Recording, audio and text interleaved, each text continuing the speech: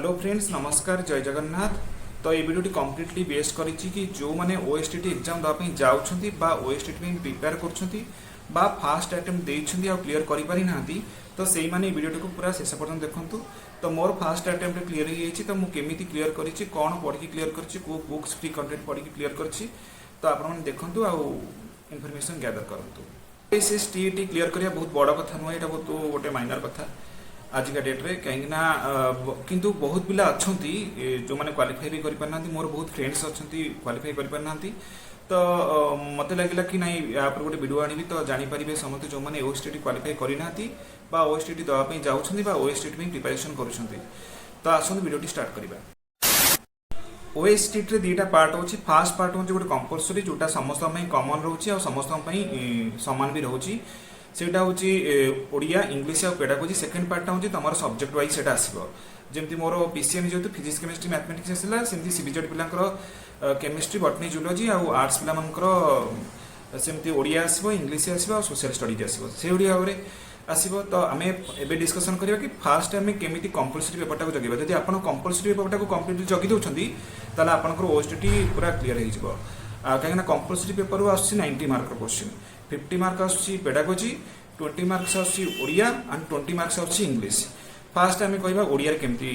Preparation करेंगे। ओडिया कौन होता ना मुझे कम्प्लीटली गोटे बुक फॉलो करी से सारस्वत बुक आप समस्त जानते जो मैंने कम्पिटिटिव प्रिपेयर करेंगे सी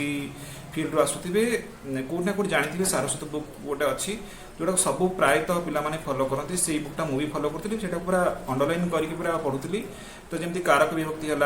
रूढ़ी लोकवाणी है अशुद्धि अशुद्धि है छंद अलंकार है ये सब अंडरलाइन कर पढ़ुली। कि गोटे टपिक थिला जोटा हूँ समास जोटा मोर हो ना जोटा मुझे बुझीपार नी आटा को कम्प्लीटली गोटे फ्री यूट्यूब चैनल पढ़ी से फ्री सोर्सेस रू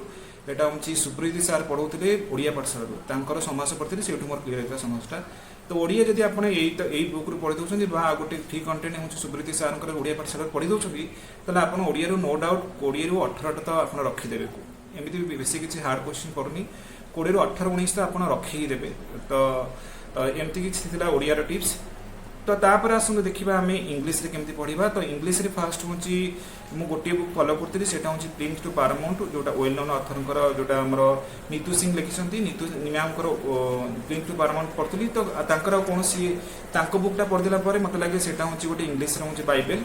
तो ताकू पढ़देला मत कहीं लगुनि कौन अदर सोर्सेस फॉलो करवा दरकार अदर फ्री कंटेंट्स फॉलो करवा दरकार। तो से ही केवल इंग्लीश पढ़ी ताले आपनकर इंग्लीश नो डाउट 20 ରୁ मत कहि 18 19 तो आसी ही जीवो एते किछि नै 20 ରୁ 20 भी रखि दउछन्ती सेटा किछि बड़ कथा न। तो तापर आसिला हमर main game changer of this exam OSTT exam एटा होछि कंप्लीट पेडागोजी टा 50 मार्क सबटो हाईएस्ट वेटेज कंटेंट करछि 50 मार्क रो जो वेटेज कंटेंट करछि सेटा होछि पेडागोजी। फास्ट फंडामेंटल क्लियर करथि बीएड एग्जाम चलीथिबा समय जो फास्ट सेकंड थर्ड सेमिस्टर पई जो सब आम जेहतु फाइनाल इयर रही बीएड एग्जाम फाइनाल इयर रही ही आम ओएसटीटी दे पार्चु माने सेकेंड सेमिस्टर पर आम ओएसटीटी देलु तमें थर्ड सेमिस्टर भी पढ़ापढ़ी करूँ बीएड। तो सेठू third semester BEd book third semester बुकटा बहुत इंपोर्टाट मुझे कहि ओएसटीटी ओएसटीटी क्लियर कर जो पेडागोजी आप चाहते तार कम्प्लीटली पाठटा पूरा फंडामेंटाल पूरा थर्ड सेमिस्टर बुक अच्छी आप जेकोसी यूनिवर्सिटी पढ़ु ना कहीं बीएड आप आंध्र पढ़ु ओडिशा गवर्नमेंट पढ़ु किंतु बुक तो प्रायतः सामान थी बुक से बुक पूरा फंडामेंटाल क्लियर कर दिंतु जमी है कंस्ट्रक्टिविज्म है भाइगोटिक्स ट्रायंगल है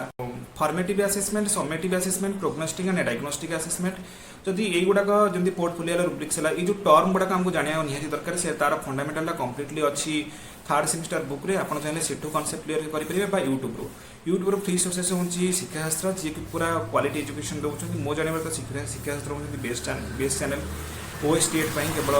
जब मुझे कहबी ओएसटीटी गोटे सीरीज अच्छी 15टा वीडियो अच्छी जब आप देखी जाते ओएसटीटी 50 मार्क रू आप 40 मार्क्स तो आनी देवे कहना 15टा वीडियो सीरीज रे सी पूरा प्रीवियस क्वेश्चन को पूरा डिटेल एनालिसिस कर पूरा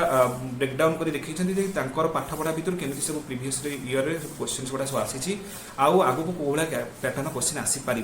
तो शिक्षाशास्त्र सब बेस्ट चैनल मुझे कहि ओडिशा गोटे भल क्वालिटी एजुकेशन दौरान सी शिक्षाशास्त्र सी जी पेडागोजी फ्री सोर्सेस उपर खाली पढ़ले हेनी आ गोटे सब बड़ इंपोर्टाट जिन हूँ शिक्षाशास्त्र जब आप फलो कर नोट डाउन कर दिंतु पूरा पॉइंट आउट कर दिंतु पूरा beat by beat note down करूँ आ देखूँ जे केमी कहीं नोट डाउनटा कले कौन हम कि आप निज हैंड रिटेन नोटा रही आपको से बहुत हेल्प कर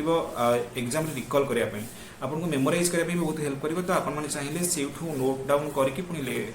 लेखिकी पुणी पढ़ी पारे एग्जाम पूर्व गोटे गोटे फाइन डिविजन हो पार आपंकर तो फ्रेंड्स मैंने आपने देखिए मुझे किसी नोट्स बनाई ओएसटीटी एग्जाम यहाँ हूँ कम्प्लीट पेडागोजी गोटे नोट जो सब अच्छी आमर इवाल्युएसन है आसेसमेंट है मेजरमेंट है ये सब तक नोट्स मुझे बनई निजे यहाँ हूँ मोर हैंड रिटेन नोट आसला आमर क्वेश्चन डिस्ट्रीब्यूशन ऑफ कौन जो सब्जेक्ट वाइज जोटा आमर हूँ फिजिक्स केमिस्ट्री मैथमेटिक्स जेहतु मोर पीसीएम था तो मोर हूँ फिजिक्स केमिस्ट्री मैथमेटिक्स तो सीबीजेडी पिलांकर सेमती केमिस्ट्री बटनी जूलोजी रोचे आर्ट्स पिलांकर हूँ ओडिया इंग्लिश आउ सोशल स्टडीज तो ये रोचे 60 मार्क बास ए 60 मार्क जब आम कहीं किसी न पढ़ीचे ताहले भी चलो कहीं आमर एपटू जब आम 90 मार्क पूरा भलसे पढ़ी जाऊे कंपलसरी पार्ट रू ताले नो डाउट आम 80+ रखीदे जब आम भलसे पढ़ी गोटे सीरीयस एस्पिरेंट भाया भाव में पढ़ी जाऊे तो एपटू 90 मार्क आम किसी ना 80 मार्क भी न रू आम 70 मार्क तो रही तो ओडिया 20 ରୁ 18 रखी दिंतु इंग्लिश 20 ରୁ 18 रखी दिंतु एबे पेडागोजी 50 ରୁ 40 रखी दिंतु एबे ये आमर 70+ मार्क आसीगला तो सेपट रहा 60 मार्क जोटा आमर सब्जेक्ट वाइज रो फिजिक्स 20 केमिस्ट्री 20 आउ मैथमेटिक्स 20 से 60 मार्क रो जब धन्यवाद आप किसी पढ़ी ना मुझे किसी पढ़ी नी खोला कथा फ्रांकली मुझे किसी फिजिक्स केमिस्ट्री मैथमेटिक्स पढ़ी नी फिर भी मोर क्वालिफाई है बिकज मु कंपलसरी पार्ट को भलसे देखी जाइए फास्ट जिनस आउ सेकेंड जिन हूँ कौन जब मुझे फिजिक्स केमिस्ट्री मैथमेटिक्स न पढ़ी तो केमी आटेम्प्ट करी तो जेहेतु बीडी कंटिन्यू भितर एग्जाम देवाक पड़ा तो टाइम ना फिजिक्स केमिस्ट्री पढ़ाई तो मुझे कौन करें ना 60टा क्वेश्चन जाकर केवल बी ऑप्शन ही मारने पुणी आसली तो आपड़ सेमती करेंगे जब मारे आइदर ए ऑप्शन ना बी ऑप्शन ना सी ना डी ऑप्शन जहाँ भी मारे गोटे ऑप्शन ही मारे कहीं आमको बस क्वालिफाई करार अच्छे आम फास्ट अटेम्प्ट देते क्वालिफाई भी करदे ताहले बहुत बड़ कथा पिला अच्छा एमती भी जो क्वालिफाई भी करना तो आमको बस क्वालिफाई करार अच्छी कहीं एससी एसटी आउ एससी बीसी क्वालिफाइंग मार्क हूँ 53 आउ जनरल कैटेगोरी हूँ 68 तो जो तो आराम से मुझे कहली जब आप कंपलसरी जब देखते 70+ आनीदे आउ जब किसी ना 60 मार्क जब आप खाली बी ऑप्शन मारिक आसुँच खाली ए ऑप्शन मारिक आसुँच किसी ना 60 10टा तो क्वेश्चन एमती थी जोटा ए ऑप्शन को बिलंग्स कर बी ऑप्शन को बिलंग्स कर सी ना डी ऑप्शन को बिलंग्स कर धनिया 10टा क्वेश्चन एमती अच्छी आप ए ऑप्शन सब जगह मारदे पड़े आसती तो 10टा क्वेश्चन एमती अच्छी जार ऑप्शन हूँ तो 10 मार्क सेपटे पड़े आसला एपटू हूँ आपको 70 मार्क पड़े आसला 90 ରୁ 90+ जो एपटे 70 + 10 के 80 आप 80+ आराम से रखिपारे जब यही तरीके पढ़ुं तो जदि आप कहते आहरी अधिक रखापी आहरी फिजिक्स केमिस्ट्री मैथमेटिक्स है कि आप सब्जेक्ट वाइज बहुत परिश्रम करा पड़ो जोटा कि आम बीएड टाइम भितर हो पारे जेहतु आम एपटे बीएड कंटिन्यू करूँ अलग एग्जाम्स भी रही जाऊँगी बीएड हाँ आउ गोटे सब बड़ इंपोर्टाट कथा है द मोस्ट इंपोर्टाट कथा है कौन ना खाली पढ़ीदे हेनी जो कंपलसरी पार्टा ओडिया इंग्लिश आउ पेडागोजी खाली पढ़ीदे हेनी टेस्ट देवाक पड़ो तार क्वेश्चंस भी अटेंड नाक पड़ो आ जो क्वेश्चन आप अटेंड होती तार भी गोटे कंप्लीट एनालिसिस करवा दरकार रिविजन करवा दरकार जोटा न हो खातार भी पॉइंट आउट कर लिखार अच्छी